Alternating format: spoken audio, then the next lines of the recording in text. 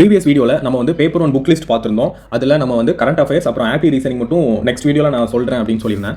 இந்த வீடியோவில் நம்ம கரண்ட் அஃபேர்ஸோட கம்ப்ளீட் சோர்சஸ் அதுக்கப்புறம் ஆப்பி ரீசனிங் எப்படி ப்ரிப்பேர் பண்ணலாம் அப்படிங்கிறத பற்றி டீட்டெயிலாக பார்க்கலாம். ஸோ கரண்ட் அஃபேர்ஸ் சோர்சஸ்க்கு போகிறதுக்கு முன்னாடி நம்ம வந்து 2025 இப்போ ரீசெண்டாக நடந்து முடிஞ்ச எக்ஸாம் அனலைசிஸ், அதாவது கரண்ட் அஃபேர்ஸோட அனலைஸ் பார்த்தோம் அப்படின்னா உங்களுக்கு வந்து நெக்ஸ்ட் 2026 எக்ஸாம் கொடுக்கும்போது நம்ம எப்படி படிக்கலாம், கரண்ட் அஃபேர்ஸ்க்கு நம்ம எப்படி பிளான் பண்ணலாம் அப்படிங்கிறது உங்களுக்கு தெரியும். ஓகேங்களா? ஆக்சுவலாக அந்த 2025 கொஸ்டினில் கிட்டத்தட்ட ஒரு 24 கொஸ்டின் கிட்ட நம்ம கரண்ட் அஃபேர்ஸ் கொஸ்டின் வந்திருக்கு. அதில் 16 கொஸ்டின் டேரக்டாகவே பிஏபியில் இருந்து தான் கேட்டிருக்காங்க. அதோட ஸ்க்ரீன்ஷாட் நான் இங்கே மென்ஷன் பண்ணிருக்கேன். உங்களுக்கு தெரியுதான்னு தெரியல. ஆக்சுவலாக இது வந்து ஃபர்ஸ்ட் கொஸ்டின் 2025 கேட்ட ஃபர்ஸ்ட் கரண்ட் அஃபேர்ஸ் கொஸ்டின். அது டேரக்டாக நமக்கு வந்து ministry of new and renewable எனர்ஜிலேருந்து கேட்டிருக்காங்க. நீங்கள் போஸ்டிங் டேட்டை பாருங்க, 24 ஜூலை 2024. ஆக்சுவலாக நமக்கு அவங்க வந்து ஒரு 11 மந்த்ஸ் கரண்ட் அஃபேர்ஸே நமக்கு கேட்குறாங்க. ஓகேங்களா? 11 to 12 மந்த்ஸ் நம்ம கண்டிப்பாக படிச்சு தான் ஆகணும். ஆக்சுவலாக நம்ம இந்த ஆகஸ்ட்டில் வந்திருக்கு. இப்போ லாஸ்ட் இயர் ஜூலைலேருந்து நமக்கு கரண்ட் அஃபேர்ஸ் கேட்டிருக்காங்க. எக்ஸாக்ட் ஆன்சர் தான் இது. நீங்கள் ஃபுல்லாக ரீட் பண்ணிங்கன்னா இந்த ஆன்சர் நீங்கள் அசல்ட்டாக போட்டுடலாம். நான் இந்த பிஏபி எப்படி படிக்கலாம் அப்படிங்கிறதெல்லாம் நான் சொல்கிறேன். இப்போதைக்கு நீங்கள் சோர்ஸை மட்டும் பாருங்கள். ஸோ செகண்ட் கொஸ்டின் அதே மாதிரி தான் பிரைம் மினிஸ்டர் ஆஃபீஸ்லேருந்து பிஏபிலேருந்து தான் வந்திருக்கு. டேரெக்டாக கேட்டிருக்காங்க. ஸோ தேர்ட் கொஸ்டினும் அதுதான். நான் ஆக்சுவலாக இங்கே ஸ்க்ரீன்ஷாட் ஏன் மென்ஷன் பண்ணியிருந்தேன் அப்படி அது சரியாக உங்களுக்கு தெரியுமான்னு தெரியல, பிளராக தான் இருக்கும்னு நினைக்கிறேன். பட் ஆனால் நீங்கள் அஃபிஷியல் சைட்டில் போய் இந்த டேட்டை மென்ஷன் பண்ணி பார்த்தா கூட இந்த கொஸ்டின் உங்களுக்கு வரும். நான் எப்படி பண்ணணும் அப்படின்னு சொல்லி நான் லேட்டாக காட்டுறேன். ஸோ ஃபோர்த் கொஸ்டின் பார்த்தீங்க அப்படின்னா பிரைம் மினிஸ்டர் ஆஃபீஸ்லேருந்து வந்திருக்கு. ஸோ ஃபிஃப்த் கொஸ்டினும் அதே மாதிரி தான்.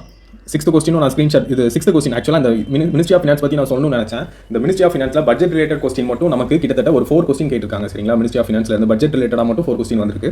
டேரக்டாக இப்போ நீங்கள் இந்த பட்ஜெட் கொஸ்டின் பாருங்களேன். டேட் வந்து பார்த்தீங்க அப்படின்னா 23 ஜூலை 2024 இருந்து நமக்கு வந்திருக்கு. ஸோ இதே மாதிரி கிட்டத்தட்ட மினிஸ்ட்ரி ஆஃப் ஃபினான்ஸ்ல இருந்து மட்டும் நமக்கு 4 கொஸ்டின் கேட்டிருக்காங்க. ஸோ இதுவும் அதே மாதிரி இது மினிஸ்ட்ரி ஆஃப் கோல்ல இருந்து வந்திருக்கு. இதோட டேட் போஸ்டிங் பார்த்தீங்க அப்படின்னா 30 மே 2025. அப்போ ரீசெண்டாக நம்ம ஆகஸ்ட்டில் நம்ம எக்ஸாம்னா கூட நம்ம 30 மே வரையுமே நமக்கு கேட்டுக்கிட்டு தான் இருக்கிறாங்க. ஸோ அதையும் பாருங்கள். So next ninth question ministry of டிஃபென்ஸ்லேருந்து வந்திருக்கு. நெக்ஸ்ட் டென்த் வந்து மினிஸ்ட்ரி ஆஃப் காமர்ஸ் அண்ட் இண்டஸ்ட்ரியிலேருந்து வந்திருக்கு. அப்புறம் நெக்ஸ்ட் மினிஸ்ட்ரி ஆஃப் கோஆப்ரேஷன்லேருந்து வந்திருக்கு. ஓகேங்களா? அப்புறம் 12th கொஸ்டின் பார்த்தீங்கன்னா மினிஸ்ட்ரி ஆஃப் ஃபினான்ஸ். நான் லேட்டராக சொல்லியிருந்தேன். நீங்கள் அதை பார்த்தீங்கன்னா ஹைலைட்ஸ் ஆஃப் யூனியன் பட்ஜெட் ரிலேட்டடாகவே நான் ப்ரீஸாக சொன்ன மாதிரி தான் கிட்டத்தட்ட நமக்கு 4 கொஸ்டின் கிட்ட வருது. எவ்ரி இயர் பட்ஜெட்லேருந்து கொஸ்டின் கேட்க தான் செய்கிறாங்க. ஸோ நெக்ஸ்ட் பார்த்தீங்கன்னா மினிஸ்ட்ரி ஆஃப் ஃபினான்ஸ் தான். இதில் எக்ஸ்போர்ட் ரிலேட்டடாக கேட்டிருப்பாங்க. நெக்ஸ்ட் 14th கொஸ்டினும் அதுதான். ஆக்சுவலாக நான் 14ங்கிறது வந்து நான் ரீசெண்டாக இப்போ 1 இயர்க்குள்ள கரண்ட் அஃபேர்ஸ் எடுத்து வச்சதுனால 14 கொடுக்குறேன். கொஸ்டின் பேப்பரில் பார்த்தீங்கன்னா அது 19th கொஸ்டின். நான் ஆர்டர் வைஸ்ங்கிறதுனால 14 அப்படின்னு சொல்லியிருந்தேன். இதுவும் பட்ஜெட் ரிலேட்டடான கொஸ்டின் தான். ஸோ இதே மாதிரி தாங்க மொத்தமாக நமக்கு வந்து பார்த்தீங்க அப்படின்னா 16 கொஸ்டின். ஆக்சுவலாக 24 கொஸ்டினில் பேலன்ஸ் இருக்க 4 கொஸ்டினும் நமக்கு பிஏபியில் இருந்து தான் கேட்டிருந்தாங்க. பேலன்ஸ் இருக்க 2 கொஸ்டின் எனக்கு எங்கன்னு தெரியல. ஆனால் ஒரு பேலன்ஸ் இருக்க 4 கொஸ்டினும் நமக்கு வந்து பிஏபியில் வந்திருக்கு. பட் ஆனால் அதெல்லாம் வந்து 2022 2023 வந்துச்சு. அதனால நான் அதை ஸ்கிப் பண்ணிட்டேன். நம்ம 1 இயர்க்கானதை மட்டும் தான் நான் எடுத்துகிட்டு வந்தேன். சரிங்களா? அப்போ உங்களுக்கு ஓரளவுக்கு இப்போவே ஐடியா கிடச்சிருக்கும். நம்ம வந்து என்ன சொல்கிறது, ஒரு மந்த்லி மேகசின் அப்படின்ட்டு போகாமல் நம்ம ரெகுலராக பிஏபியில் இருக்க எல்லா மினிஸ்ட்ரியோட ரீட் பண்ணிவிட்டு அது போக நம்ம ஸ்கீம்ஸ் ரிப்போர்ட் படித்தாலே நம்ம மேக்ஸிமம் கரண்ட் அஃபேர்ஸ்க்கு நல்ல மார்க்கே ஸ்கோர் பண்ணிடலாம். நீங்கள் இது படிக்கிறதுனால இன்னொரு அட்வான்டேஜ் என்ன அப்படின்னா பேப்பர் 2க்கு உங்களுக்கு ரொம்ப ரொம்ப ஹெல்ப் பண்ணும். ஏன்னா நீங்கள் பட்ஜெட் ரிலேட்டடாக ஃபினான்ஸ் ரிலேட்டடாக எதுவும் நமக்கு எஸ்ஏ கேட்டாலோ ஆர்குமெண்ட் கேட்டாலோ நீங்கள் ரெகுலராக அப்டேட்டாக பிஏபி ரீட் பண்ணிக்கிட்டு இருக்க உங்களுக்கு வந்து ரொம்பவே பேப்பர் 2லேயும் அது கண்டிப்பாக யூஸ் ஆக தான் போகுது. நான் பழைய வீடியோவில் நான் வந்து நேற்று போட்ட வீடியோவில் சொல்லியிருப்பேன். உங்களுக்கு பேப்பர் 1 எப்படி படிக்கிறீங்களோ அது பேப்பர் 2க்கு நமக்கு கை கொடுக்க தான் செய்யும் சொல்லியிருப்பேன். அதே மாதிரி தான் இப்போ பார்த்தீங்கன்னாலே உங்களுக்கே தெரியும். கிட்டத்தட்ட ஒரே சோர்ஸ் தான். இதுக்கு நீங்கள் மந்த்லி மேகசின் தனியாக எதுவுமே படிக்க வேண்டாம். நீங்கள் டெய்லி படிக்கிறத நோட்ஸ் எடுத்து வச்சுட்டு கூட நீங்கள் அதை ரிவிஷன் பண்ணிக்கிட்டு இருந்தாலே உங்களுக்கு போதும். அதுக்கு தான் டைம் உங்களுக்கு கரெக்டாக இருக்கும். ஏன்னா நம்ம வந்து 1 மந்த்துக்குள்ள கரண்ட் அஃபேர்ஸ் படிக்க போகிறது இல்லை. நம்ம கிட்டத்தட்ட 1 இயருக்கு கரண்ட் அஃபேர்ஸ் அது கண்டிப்பாக படிச்சாகணும். அதான் இந்த ஆகஸ்ட் மந்த்தே சீக்கிரமாக நம்ம கரண்ட் அஃபேர்ஸ் ஒரு வீடியோ கொடுக்கணும். ஏன்னா ரொம்ப டிலே ஆயிடுச்சு வீடியோ போட்டு. நீ ஃபுல் ஃப்ளெஜ்டாக இதுக்கு இறங்கிடலாம் அப்படின்ட்டு தான் நான் உங்களுக்கு எல்லாம் அனலைஸ் பண்ணி கொண்டு வந்திருக்கேன். ஸோ படிக்க ஆரம்பிக்காதவங்க சீக்கிரமாக படிக்க ஆரம்பிச்சிருங்க. இந்த ஆகஸ்ட் நம்ம கிட்டத்தட்ட 1 இயர் டைம் இருக்குது. பட் ஆனால் 1 இயர் இருக்குன்னு நினச்சாது. எனக்கு ஸ்டாட்டிக் பார்ட் ஈஸியாக கம்ப்ளீட் பண்ணிடலாம். நம்ம ப்ரீவியஸ் வீடியோவில் போட்டிருந்தேன் அந்த புக் லிஸ்ட் பார்த்தீங்கன்னா ஸ்டாட்டிக் பார்ட் ஈஸியாக கம்ப்ளீட் பண்ணிடலாம். பட் ஆனால் கரண்ட் அஃபேர்ஸ் பொறுத்தவரை ஒவ்வொரு மார்க்கும் நமக்கு இம்பார்ட்டன்ட் தான். அதனால சீக்கிரமாக படிக்க ஆரம்பிச்சிருங்க. நெக்ஸ்ட்டு கரண்ட் அஃபேர்ஸ் அவ்வளோதான். நான் பிஏபி மட்டும் எப்படி படிக்கணும் அப்படின்னு சொல்கிறேன். ஃபர்ஸ்ட் இப்போ ஆப்டிடியூட் அண்ட் ரீசனிங் பார்த்தேன் அப்படின்னா சிம்பிளாக நான் ஒரே ஒரு சிம்பிள் சோர்ஸ் சொல்கிறேன். ஆக்சுவலாக இதில் நீங்கள் கூகுளில் தரனாலே உங்களுக்கு இந்த பேட்டர்ன் கிடச்சிரும். நம்ம சிலபஸ் டாபிக் என்னன்னு கிடச்சிரும். ஸோ சிலபஸ் டாப்பிக்கை ஃபஸ்ட் டவுன்லோட் பண்ணி வச்சுக்கோங்க. டவுன்லோட் பண்ணி வச்சுட்டு நீங்கள் எதுவும் ஒரு புக்கோ இதுக்கு நீங்கள் இந்த புக் வாங்கி இதெல்லாம் பண்ண வேண்டாம். நான் சிம்பிளாக சொல்கிறேன். இப்போ தான் ஃப்ரெஷராக இருக்கிறீங்க அப்படின்னா இதில் இருக்க எல்லா டாப்பிக்கும் பார்த்துக்கோங்க. ஃபஸ்ட் எக்ஸாம்பிள் சொல்லணும் அப்படின்னா இப்போ பெர்சன்டேஜ் டாபிக் இருக்குதா, பெர்சன்டேஜ் டாப்பிக்கை யூடியூப்ல போடுங்க. நல்லா தமிழில் அவ்வளோ எக்ஸ்பிளைன் பண்ணுவாங்க. ஃபுல் லென்த் வீடியோ இருக்கும். பேசிக் லெவலில் அட்வான்ஸ் லெவல் வர தமிழில் ஃப்ரீயாகவே யூடியூப்ல வீடியோஸ் இருக்குது. அந்த வீடியோஸை பொறுமையாக பேசிக் லெவலிருந்து அட்வான்ஸ் லெவல் வர பார்த்து முடிச்சுட்டு பெர்சன்டேஜ்குள்ள சம்மா எடுத்து மார்க் எடுக்க ஆரம்பிங்க. ஒன்ஸ் நீங்கள் இதே மாதிரி percentage ratio average profit loss இதே மாதிரி எல்லா டாப்பிக்கும் நீங்கள் கம்ப்ளீட் பண்ணதுக்கப்புறம் நம்ம சிஏபிஎஃப்ஏசிக்குள்ள ப்ரீவியஸ் இயர் கொஸ்டின் நம்ம ப்ராக்டிஸ் பண்ணிக்கலாம். ஓகேங்களா? அது வரைக்கும் நீங்கள் பிஒய்க்யூ கிட்ட போக வேண்டாம். நீங்கள் ஃபஸ்ட் இருக்க எல்லா டாப்பிக்கோட பேசிக் டு அட்வான்ஸ் லெவல் வர பாருங்க. ஆக்சுவலாக ரொம்பலாம் நம்ம வந்து எஸ்பிஐ பிஓ லெவல் அந்த லெவலுக்குலாம் போக வேண்டாம். பட் ஆனால் பேசிக் உங்களுக்கு கான்செப்ட் கண்டிப்பாக எல்லாத்துக்குமே தெரிஞ்சாகணும். நம்ம லேட்டாக இப்போ எப்படி சொல்கிறது, ஒரு 4 months கிட்ட ஆனாலே உங்களுக்கு இதில் எல்லா டாப்பிக்குமே நீங்கள் இப்போ இருந்து படிக்க ஆரம்பிச்சிங்கன்னா கூட நீங்கள் பேப்பர் 1க்கும் பேப்பர் 2க்குமே நீங்கள் ரெடி ஆயிடலாம். கொஞ்சம் கொஞ்சமாக ஸ்டெப் பை ஸ்டெப்பாக படித்தா கூட போதும் தான். பட் ஆனால் இப்போ நமக்கு இப்போ எக்ஸாம் ஒரு 3 monthsக்கோ 4 monthsக்கு அப்புறம் இல்லை, நமக்கு 1 year டைம் இருக்குது. அதனால் நீங்கள் எல்லா டாப்பிக்குமே படிங்க.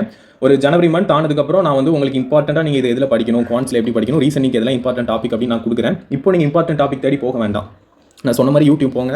இதில் எந்த டாபிக் இப்போ ஃபஸ்ட் நம்பர் சிஸ்டம் எடுக்கிறீங்க, நம்பர் சிஸ்டம் கம்ப்ளீட் பண்ணுங்கள். அடுத்து பர்சன்டேஜ் இருக்கீங்களா, பர்சன்டேஜ் டாபிக் ஃபுல்லாக பாருங்கள்.